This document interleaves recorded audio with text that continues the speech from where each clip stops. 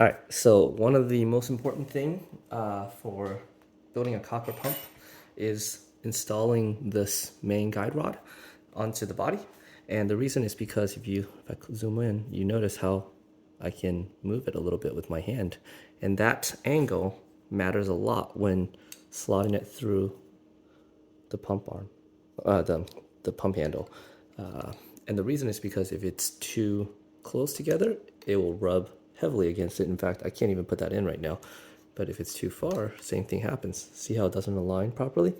So the key is making sure that it's a perfect angle. And the easiest way to do that is to screw on your, come on, pump guide onto the body. Use my other hand.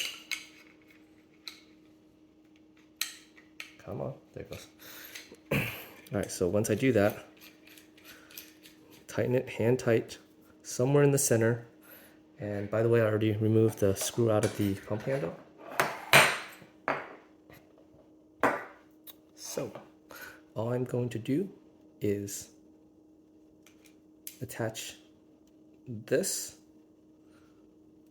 Oh, look, it's not currently aligned, so it's not even going in right now. Hopefully you can see this. All right, so I adjusted this a little bit. So now it's smooth. Hold it like this. Keep it somewhat centered, start tightening it. Okay. Make sure it's still smooth. Move it up to the top and finish tightening it all. This will, if this piece is on the top as you tighten it, it will ensure that these two guide rods are aligned properly. Okay. So I know for a fact that these two guide rods are aligned, and I can test this by installing the guide rod onto the pump guide onto the pump arm and see how smooth it moves.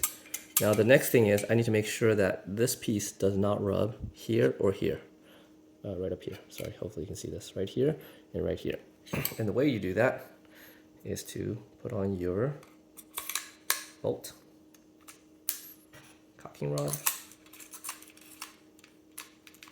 Okay, once those two pieces are in, ooh, this spine's a lot.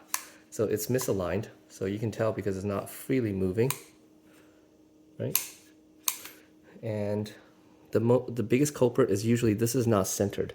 So you can see how it's slightly this way. There's a lot more material over here. Hopefully you can see that material over here compared to here. So I'm just gonna start turning it a little bit. And it's still a little binding, so I'm gonna keep turning. It's a lot better. Still could use a little more. Boom, look at that. And now free falls. So that means there's no drag. You can do a post-it test on this. See how there's like no drag throughout here? This is what you want to do, okay? Now at this point, you can tighten it everything down, completely tight. Okay. Confirm that it still does this. This is the most ideal, what you want out of the pump.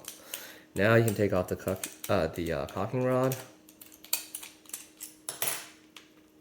bolt pin, bolt, back block. Now you can put on the pump arm,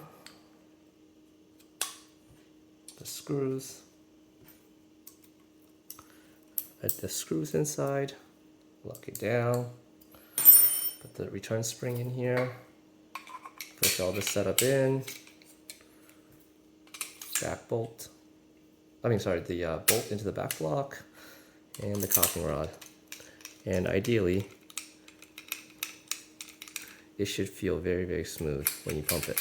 I don't feel any resistance, which is good. Do one more post-it note, check. Look at that. Throughout the length, it feels good. So it's not rubbing on anything. And in fact, I can't show you this, but you can see that there's a gap throughout that's not touching the entire way down the length of the body. So that's what you want.